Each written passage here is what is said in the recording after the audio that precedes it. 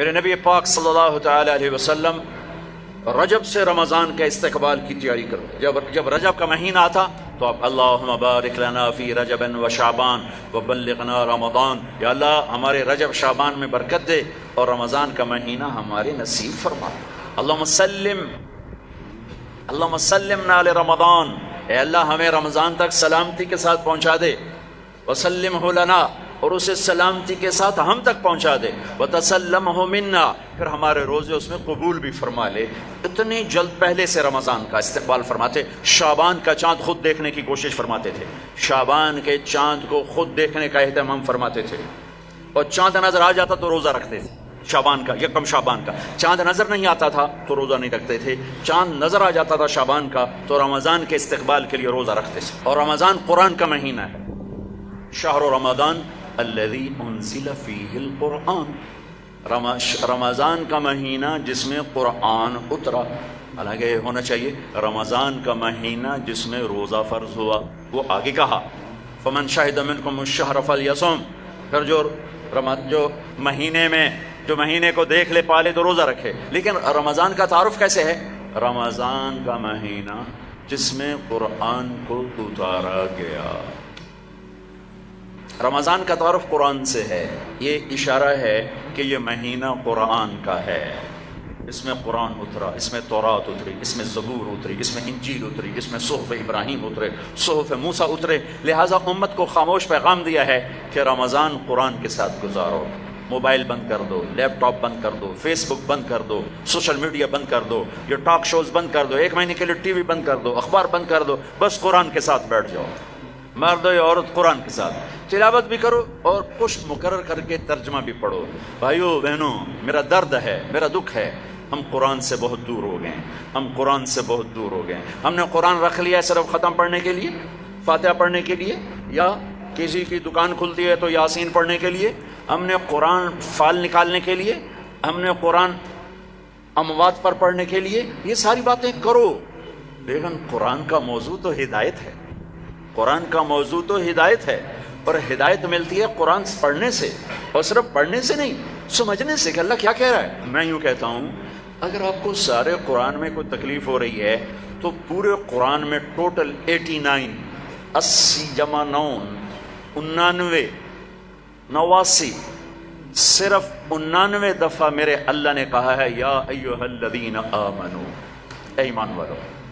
تو اللہ کیا کہہ رہا ہے؟ مجھ سے بات کرنے لگا ہے. یا ایھا الناس، پوری دنیا سے بات. یا ایھا الذین کفروا، کافروں سے بات. یا اہل الکتاب، عیسائیوں سے بات، یہودیوں سے بات. یا ایھا الذین ہادوا، یہودیوں سے بات ہو رہی ہے. لیکن یا بنی آدم، ساری دنیا سے بات ہو رہی ہے. لیکن آپ کہتے ہیں نا یا ایھا الذین آمنو. تو اس کی مثال ایسے جیسے آپ سب بیٹھے ہوئے ہیں. اب کتنے بیٹھو؟ میں کہتا ہوں بھائی نواز صاحب ذرا میری بات سنیں. میں ان کو یہاں بلا لیتا ہوں، یوں بات شروع کر دیتا ہوں. آپ سب کے دل میں آئے گا کوئی خاص بات ہے، تو خاص بات ہو رہی ہے نا، تو خاص بات ہو رہی ہے. میرا رب قرآن کے 30 پاروں میں، میں قربان جاؤں کتنے تھوڑے ہمیں اللہ نے حکم سنا ہے، صرف 89 دفعہ اے ایمان والو، اے ایمان والو، اے ایمان والو، اے ایمان والو. اس کے بعد اللہ کیا کہتا ہے؟ اللہ کے واسطے اتنا تو پڑھ لو کہ اللہ تو کیا کی جانا دس. اور اس میں ہر دفعہ نیا حکم نہیں ہے، ایک ہی حکم کئی دفعہ آیا ہے. یا ایھا الذین آمنوا اتقوا اللہ حق تقاتہ، یا ایھا الذین آمنوا اتقوا اللہ ولتنظر نفس ما قدمت لغد واتقوا اللہ. یا ایھا الذین آمنوا اتقوا اللہ وآمنوا برسولہ. اتقوا اللہ، اتقوا اللہ، اتقوا اللہ، تکرار کے ساتھ. تو میرے بھائی بہنوں، اتنا تو قرآن دیکھ لو کہ یا ایھا الذین آمنوا کے بعد اللہ کیا کہتا ہے، کیا کہہ رہا ہے. جس کا ترجمہ پسند ہے اس کا پڑھ کے دیکھ لو کہ میرا اللہ مجھ سے کیا کہتا ہے. اللہ کے واسطے قرآن سے دوری ختم کرو. قرآن سے اخبار پڑھنے کے لیے بھی ٹائم ہے، ٹاک شو دیکھنے کے لیے بھی ٹائم ہے، فضولیات کے لیے بھی ٹائم ہے. کرو، آدھا گھنٹہ نکال لو، آدھا گھنٹہ، 15 منٹ، 10 منٹ، چلو ایک آیت. تو میرے بھائی بہنوں، اس مہینے کو قرآن کا مہینہ بناؤ. فمن شہد منکم الشہر فلیصم، مہینہ آ گیا، روزہ رکھو. فمن کان مریضا علی سفر فعدۃ من ایام اخر، مریض ہو سفر میں ہو بعد میں رکھ لو. ایک لفظ اور ہے وَلِتُكْمِلُوا الْعِدَّةَ، اس مہینے کو مکمل کرو، پورا کرو. لیکن لفظ ہے کمال. کمال کا کیا مطلب ہوتا ہے؟ صفات میں پورا کرنا. تمام کا کیا مطلب ہوتا ہے؟ اجزاء میں پورا کرنا. روزے کو کمال تک پہنچانے کے لیے 4 چیزوں کو چھوڑنا ہوگا. 4 چیزیں اگر ہیں، نہیں ہیں تو مبارک، ہیں تو چھوڑنا ہوگا. میرے نبی نے فرمایا جو شراب پیتا ہے اس کا روزہ اوپر نہیں جاتا ہے. تو اگر کسی کو عادت ہے توبہ کرے. پھر شرابی تو تھوڑے ہیں، جو ماں باپ کا نافرمان ہے اس کا روزہ اوپر نہیں جاتا ہے. یہ بہت زیادہ ہیں. ماں باپ کی نافرمانی تو جنگل کی گھاس کی طرح پھیلی ہوئی ہے. شاید ہی کوئی خوش قسمت ماں باپ ہوں گے جن کی اولاد ان کی آنکھوں کی ٹھنڈک ہوگی، ورنہ آج کل اولاد سینے کا کانٹا بنے ہوئے ہیں اور کانٹے کی طرح چبھے ہوئے خنجر کی طرح کاٹ رہے ہیں. ماؤں کو روتے دیکھا ہے، تڑپتے دیکھا ہے. ماں باپ کو، مجھے ایک باپ کہہ رہا ہے، باپ میرے علاقے کے زمیندار فوت ہو گئے، پرانا تعلق، میرا پتر اگے چ سڑدا پہ ہوئے تو میں دعا نہ کرے سا بچ گیا. ہاں میرے سامنے بیٹھ کے کہ مولانا صاحب وہ دی ماں بھی آندی ہے جا اگے سڑدا پہ اسی تو میں نہ اکسان اللہ سائیں میرے پتر نو بچا. تو ماں باپ کی نافرمانی یہ روزے کو نہیں پورے دین کو روک دیتی ہے. پورے دین کو روک دیتی ہے. صرف روزہ نہیں ہے، پورا دین رک جاتا ہے. ایک صحابی علقمہ رضی اللہ تعالیٰ عنہ، ان کی بیگم کا پیغام آیا ہے کہ میرے خامن مر رہے ہیں، کلمہ نہیں پڑھا جا رہا. صحابی جن کے بارے میں اللہ کہتا ہے کلن وعد اللہ الحسنى، میرے محبوب تیرا ہر صحابی جنتی. وعدہ کیا ہے؟ وعدہ. ان کی خطائیں معاف، یہ نہیں کون سے گناہ نہیں ہوئے تو ہم نے معاف کر دیا، آپ کی طفیل معاف کر دی. تو آپ دوڑے ہوئے گئے، کہا بیٹا کلمہ پڑھو.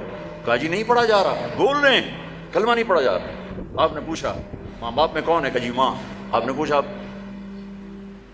ناراض ہے؟ کہا جی ناراض ہے. ہم بولو وہ آ گئیں. تو آپ نے پوچھا علقمہ کی ماں تم ناراض ہو بیٹے سے؟ کہا جی ناراض ہو. کیوں ناراض ہو؟ اب وجہ سننا، آج کل کی وجہ نہیں، وجہ سننا. کہا یا رسول اللہ میرا بچہ بہت نیک ہے، رات کا اٹھنے والا تھا، دن کا روزے والا تھا، لیکن مجھ سے بات بدتمیزی سے کرتا تھا، سخت لہجے میں بولتا تھا.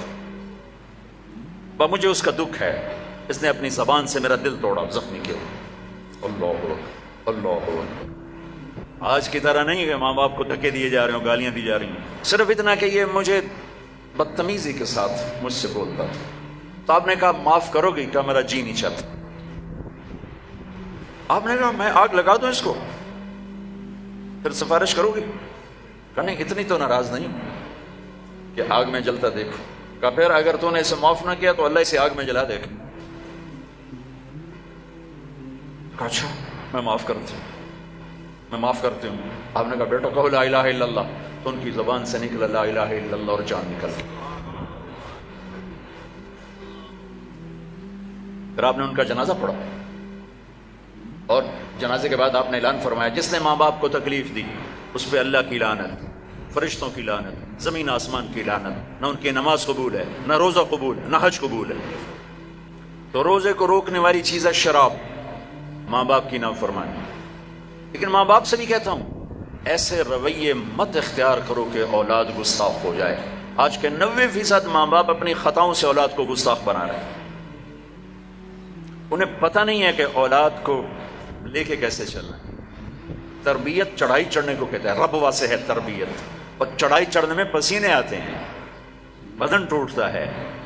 اور آج کی تربیت ہے ڈنڈے مارو بے عزت کرو، ڈنڈے مارو بے عزت کرو، چاہے ماں باپ ہو، چاہے اسکول ہو، چاہے مدرسہ ہو، چاہے وہ مکتب ہو، بے عزت کرو. یہ چیز گستاخی پیدا کرتی ہے. میرے نبی نے کہا اکرموا اولادکم، اکرموا اولادکم، اپنی اولاد کو عزت دو. حضرت علی کا فرمان ہے لأنہم خلقوا لزمان غیر زمانکم، یہ تم سے اگلے زمانے کے لیے پیدا کیے گئے ہیں. اگر اپنے نام کو باقی رکھنا چاہتے ہو تو ان کو عزت دو. اور میرے نبی کیسے عزت دیتے تھے؟ بس فاطمہ رضی اللہ تعالیٰ عنہا گھر تشریف لاتی، کبھی کبھی تو نہیں آتی، دیوار کے ساتھ دیوار ہے، آنا جانا لگا ہوا ہے، لگا ہوا ہے، لگا ہوا ہے. جتنی دفعہ آتی ہیں اور جب آتی، جتنی دفعہ آتی ہیں اور جب آتی، میرے نبی کھڑے ہو جاتے، چار پار پہ کھڑے ہو جاتے، کھڑے ہو جاتے.